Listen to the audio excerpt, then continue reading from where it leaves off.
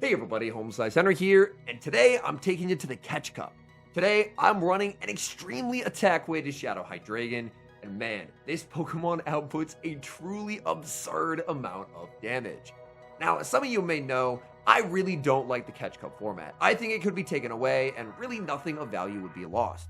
However, this season they introduced a few strong meta options like Florges and Spidops, so I actually had some playable Pokemon for this meta. So, with those two in back and Shadow Hydreigon on the lead, I actually went positive on the global leaderboards with this team. So without further ado, let's hop into the matches, and we're off to a nightmare start in game number 1, leading Shadow Hydreigon into a Tinkaton. Now that is basically the worst case Pokemon that I could ever see on lead. I save switch into Spidops, and my opponent is going to respond with Blastoise. Blastoise is behind on energy, meaning Spidops gets to apply an early debuff with Lunge. And now that I've applied a debuff, that Hydro Cannon honestly didn't even do that much damage. I'm going for Lunge number 2, continuing to get this Blastoise lower and lower, as Blastoise will put up the first shield. I'm more than happy to shield back, and I'm just going to try and get as many shields down as I possibly can. Realistically, Shadow Hydreigon's probably going to need at least one shield, so I'm just going to let this go. I've gotten my opponent very low. I believe they're at -3 now. They go for the Hydro Cannon. That does absolutely nothing. They save the Blastoise for later and send out Feraligatr. Feraligatr is going to be chipped down with a Lunge, and I'm actually just going to let myself get knocked out and bring in Shadow Hydreigon. Hydreigon's easily going to be winning charge attack priority over Feraligatr, so I farm up one past the move and CMP tie. Brutal Swing will take the knockout. They're going to be waiting down their timer and sending out Tinkaton. And the moment they do, I'm going to have to respond with Florges.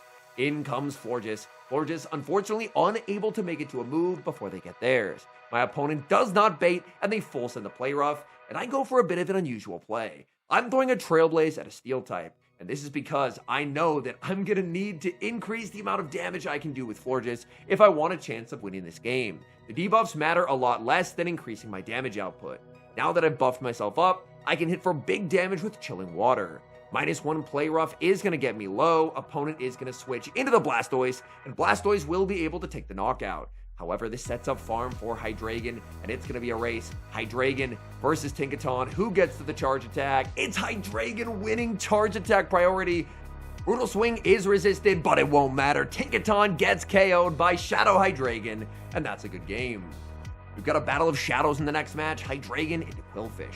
My opponent safe switches into Fearow, and honestly, I don't have a good response to Fearow on this team. Fearow up energy is quite scary. I go for the Brutal Swing. Look at that damage. Fearow almost got one shot by a Brutal Swing, and Brutal Swing is not a particularly hard-hitting charge attack. I send in Florges to absorb energy, get the farm down, and now back in comes Qwilfish. I'm going to start to ramp up my attack with Trailblaze, and my opponent puts up the shield. Qwilfish looking for the farm down, but I have a very high rank Florges.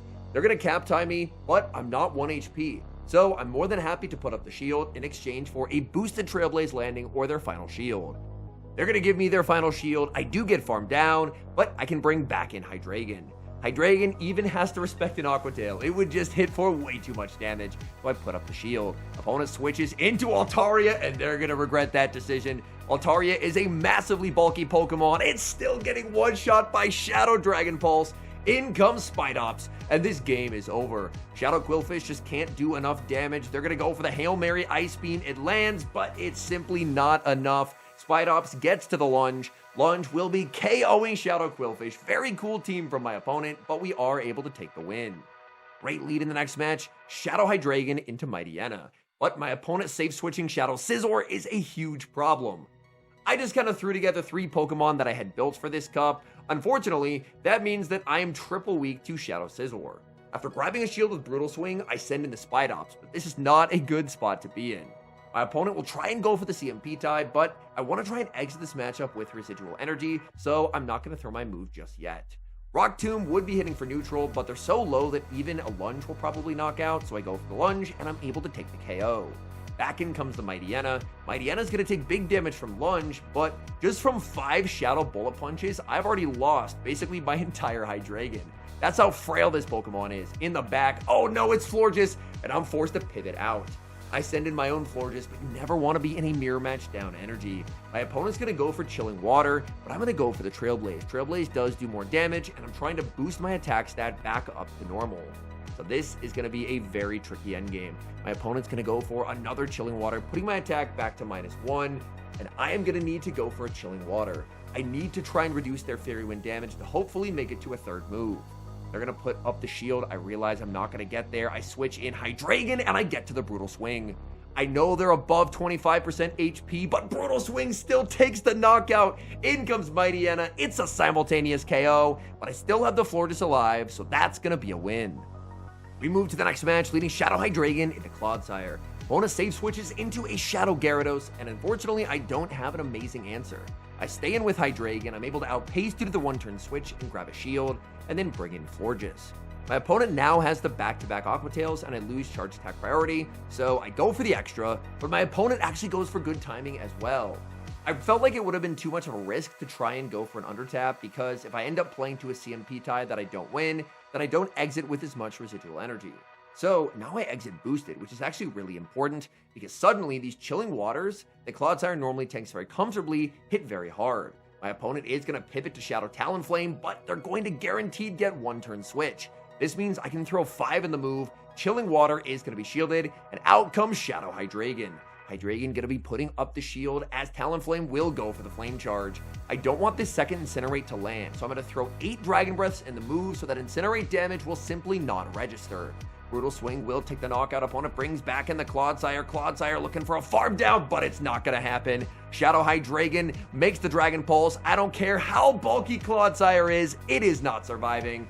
And we're able to get the win. Very bad lead in the next match, Shadow Hydreigon into Powder Snow Shadow Alolan Ninetales. Ninetales is going to stay into the Spidops safe switch and land some big damage with Weather Ball before out comes Galarian Corsola. Now this is actually not a great matchup for the Corsola, especially being down energy, as I'm able to output quite a lot of damage with the Spidops. Spidops is going to make it to another Rock Tomb, and this Rock Tomb is going to be putting Corsola deep into the red. Corsola will launch a charge attack at the Spidops, and I decide to put up the shield. At all costs, I need switch advantage because I can't really do anything with a Pokemon that has Dragon and Dark moves into a Fairy type. They bring in the Ninetales, they end up no-shielding the Rock Tomb. That's incredible news for me. In the back, they have Gastrodon, and I'm going to go for a Chilling Water bait. Trailblaze would easily one-shot. My opponent actually calls the bait, and that might be their way back in this game. Unfortunately, when I send in Hydreigon, I accidentally mistime the Brutal Swing and give them an entire Mud Slap for free. That's just sloppy game mechanics by me. Man, that was a great no-shield on the Chilling Water from my opponent. Body Slam lands, but thankfully, even with the free Mud Slap that I gave them, I'm still able to make this second charge attack, and that's realistically all I was going to need. In comes the Ninetales. Ninetales snipes down with Powder Snow, but I'm always going to be shielding this move. The important thing is, I just need to keep myself out of Water Pulse range, and shielding does just that. This is going to force the Gastrodon to go for Water Pulse into Body Slam, and that's 85 energy. That's just too much energy. They don't have enough. So I could have thrown the Chilling Water here, but let's go for the massive overkill with Trailblaze and take home the win. Hopping into the next match, and what a cool lead. Shadow Hydreigon into Shadow Diggersby. Shadow Diggersby, its damage output is very scary. Look how much damage these quick attacks are doing. I believe again I accidentally played to a CMP die here. Dragon Pulse does actually get respected. Man, that's unfortunate. I really wanted to see that damage land. Diggersby will bait with the Fire Punch. I'm still going to get a Brutal Swing, however. Brutal Swing will not knock out. I'm pretty sure a Dragon Pulse would have just cleanly KO'd, but Brutal Swing still gets them deep into the red. I decided to go for a double shield on the Hydreigon, as I know at bare minimum I'll exit with residual energy. Out comes Dusclops. Dusclops, not going to be a big fan of Brutal Swing. Brutal Swing is definitely going to hurt. Brutal Swing does get shielded. I throw 1 Dragon Breath and then transfer the Hex damage onto the Spidops. Spidops, more than happy to absorb Shadow Punches, and this way I can save the Florges for the endgame. Spidops kind of just being used as a damage sponge in this matchup, as Shadow Punch after Shadow Punch is going to connect. Thankfully, Spidops will be able to make it to the Rock Tomb. I'm hoping Rock Tomb will be enough. Rock Tomb does not KO. Dusclops hanging on with a fraction of HP, and they will be able to take the knockout. In comes Florges in the back. They have a Shadow Shiny for Alligator. Oh, that is an incredibly cool flex. Trailblaze will do big damage, and let's get the absolute dagger, the catch, onto the Shadow Hydreigon. Shadow Hydreigon absorbs that Hydro Cannon damage. In comes Florges. Opponent sees the writing on the wall and concedes the match. Tricky lead in the next match, Shadow Hydreigon into Toedscruel. As you can see from these mud slaps absolutely shredding me, Shadow Hydreigon does not like this matchup. I'm going for the home run ball here with the Dragon Pulse, but they will wisely put up the shield. Now, unfortunately, I'm going to have to shield Wraps, and that's going to make these mud slaps hit even harder. So I pivot out into Spidops, and Spidops is going to be answered with the Dunsparce. The Dunsparce is a very cool pig. I believe it is getting Dragon Tail next season, which should help differentiate it in terms of moveset from the regular Dunsparce. Dunsparce will land the Rock Slide, that does do quite a lot of damage, but I'm pretty happy with the fact that due to the debuffs that I keep stacking up, they're never going to be able to farm down. So the Dunsparce will have to throw energy, and then hopefully I can go for a massive farm with Florges. Because Florges, it's pretty tanky to begin with, so add in the fact that they're double debuffed, and man, the Dunsparce is not going to be able to do a whole lot of chip. So I bring in the Florges, they fire off the Drill Run, and my theory was correct, that does not do much. Unfortunately, I can't quite get the farm down before their second Drill Run, but I'm still just going to go for farm. My opponent gets aggressive, and they're in trouble. They have a Spiritomb in the back, and I'm going straight for the Trailblaze. As Trailblaze is just going to boost up my attack more and more and more. Trailblaze number 2 is going to land. Guess what, Spiritomb? You're getting farmed. Florges gets a full farm down, and I should be able to make a move into that Toedscruel.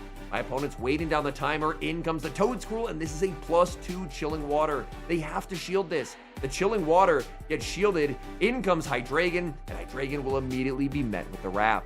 I have to try and watch for a potential catch from my opponent, and they just switch much too early. Back in comes the Toedscruel, and them not getting the catch is going to seal their fate. Shadow Brutal Swing into the Toedscruel. You already know it's knocking out, and we're able to get that win. Shadow Hydreigon into Shadow Altaria. I probably get destroyed in this matchup, but my opponent actually pivots out and sends in Matang. Matang is going to get rocked by a Brutal Swing here. Brutal Swing is shielded, probably a wise call from my opponent, and now I get to send out Spidops. Spidops is very bulky. It has very similar stats to Superior. I decide to put up a shield because I know I'm going to be able to immediately fire off the lunge. I didn't see a Fury Cutter sneak, so it looks like that was actually a charge attack priority tie. This means that my opponent's switch clock will be up, so they will be able to pivot back in the Altaria. In comes the Altaria, and that's a Peck Altaria. That is some very cool tech from my opponent. You absolutely have to respect it. Peck Altaria, that would make sense why they switched out. I send in Hydreigon, and I just want farm on the Hydreigon. I know they're debuffed. Shadow Pecks are still going to do a lot, but I just want to try and get as much energy as I can. And oh no, it's Florges in the back. I farm up a ton of energy, hoping my opponent thinks this is somehow a flash cannon, even though I don't have the energy, and they actually respect it. Maybe there's a chance in this game, because they just shielded a move they never would have had to shield. I don't even think I had enough energy to make it to a flash cannon. I go for the Trailblaze, and that's a devastating catch onto Matang. I needed to boost up my damage, but the Trailblaze is not going to do much. Unfortunately, I can't farm down here. I'm forced to just switch into the Spidops. My opponent is forced to throw energy, which is good for me, but I bank a bunch of energy back onto the Florges. They're going to bring in their own Florges. And again, I'm immediately going for this Trailblaze. I know I need to ramp up my damage as much as possible. I'm not in a range where a single charge attack will knock me out. This game is going to come down to the wire. How much residual energy do they have? They go for the Chilling Water. It's going to be a race. My Florges wins charge attack priority. I have a very high rank Florges. It appears my opponent has an even higher rank Florges. So barely we are able to escape and secure the win. We move to the next match, leading Shadow Hydreigon into Shadow Scizor. And as you've probably guessed, anytime we see Shadow Scizor, we're probably just going to lose because all of our Pokemon lose to it. I will grab a shield with the Hydreigon and then send in Spidops, but Spidops is really far behind. I'm going to be shielding the first though, firing off some lunges. Hopefully with the Scizor gone, we can do something and get the Night Slash boost. And you can see from how long it took me to click that shield button, I was just so over it. With the Night Slash boost, there is no chance. Scizor is just sweeping here. So I'm not going to waste anyone's time, and I will concede the match. Hopping into the final match, leading Shadow Hydreigon into Spidops. Pretty decent lead as long as shields are up. My opponent safe switches into Florges, and I do not have a good counter swap. I'm forced to switch in my own Florges, which is definitely not an amazing spot to be in. My opponent will go for the Chilling Water, and as always, I'm going to be firing off the Trailblaze. Trailblaze does do more damage overall, and I need to try and get a little bit of damage back. My opponent will fire off another charge attack. It is going to be another Chilling Water, and now I have to decide, is it worth going for the Trailblaze or the Chilling Water? I decided to go for the Trailblaze. In hindsight, maybe I should have gone for the Chilling because now I actually get farmed down, but my opponent makes a huge error. they end up firing off their energy. I would not have gotten to this charge attack if my opponent didn't throw. So I should have gone for the chilling water there. I made a big misplay, but I end up getting bailed out of it because my opponent threw energy. And now I'm actually somehow okay. I bring in the Spidops, they go for the chilling water, and I'm just going to look for a full farm down. And I get the full farm down. They fall just shy of making it to their next charge attack. I fire off this Rock Tomb. Rock Tomb's going to do some pretty nice damage, and then I'm just going to look to overfarm quite a bit and wait for them to throw. The moment they throw, I'm going to be saving all this energy, and it's Shadow Hydreigon time. I've already seen the Florges, so that's out of the way. I bring in Hydreigon, and they have a Catch Cup Azumarill. Oh, you've got to be kidding me. Catch Cup Azumarill, and I am completely walled. However, I'm not counting out Shadow Hydreigon.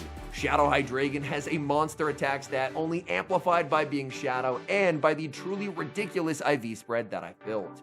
I'm going to be shielding up Hydreigon as my opponent will go for the Ice Beam, and I'm going to farm up to the back-to-back Brutal Swings. This should put them into Rock Tomb range, so I can fire off the Brutal Swing, switch into the Spidops, and snipe down with the Rock Tomb, and that is going to guarantee the win. Because now my opponent just gets knocked out. They try and go for a farm down. Even if they could get the farm down, they lose charge attack priority to the Hydreigon, but they're just going to choose to get knocked out by a Rock Tomb. So somehow in a game where we lost Switch and had Shadow Hydreigon on an Azumarill, we're still able to secure the win. My first experience with Catch Cup in a very long time, it was a bit of an interesting experience. Shadow Hydreigon ended up being a very enjoyable Pokemon to run. It's an extremely skill-intensive Pokemon just with how incredibly glassy it is, so it heavily rewards good energy management and being able to understand shielding decisions in other parts of the game to try and put it in its best position for success. So it's definitely not like a meta Pokemon or anything. I'm just trying to run fun stuff towards the end of the season, and having a 14-13-1 Shadow Dino that actually gets to a good combat power for Hydreigon, I felt like I kind of had to invest in it just to see what it could do. I will say I did feel like I ran into a few teams where it felt like people rebuilt Metamons specifically to try and climb in the Catch Cup, and I think that is probably my biggest grievance with the Catch Cup format as a whole, because as an idea, I don't think it's necessarily a bad one. Just, oh, you can kind of use Pokemon that you've caught throughout the season, kind of just climbing with a ragtag crew and go from there. But I feel like that a little bit gets defeated when people end up rebuilding like a third or fourth Azumarill or like a third or fourth Bastiodon or something like that just for a 1 week climb. So I'm not really quite sure how to fix that. I believe there's no Catch Cup next season, which I am honestly excited for because I would definitely prefer the Open Great League over Catch Cup, but I guess we'll have to see.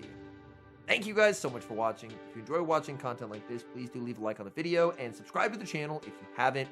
I went and checked my analytics, and it turns out that there's actually a ton of people who watch the channel who are not subscribed. So if that's you, definitely double check. And a special thank you, as always, to our channel members here on YouTube. The support you guys provide is sincerely appreciated. So thank you guys always very much. And until next time, I've been HomeSliceHenry.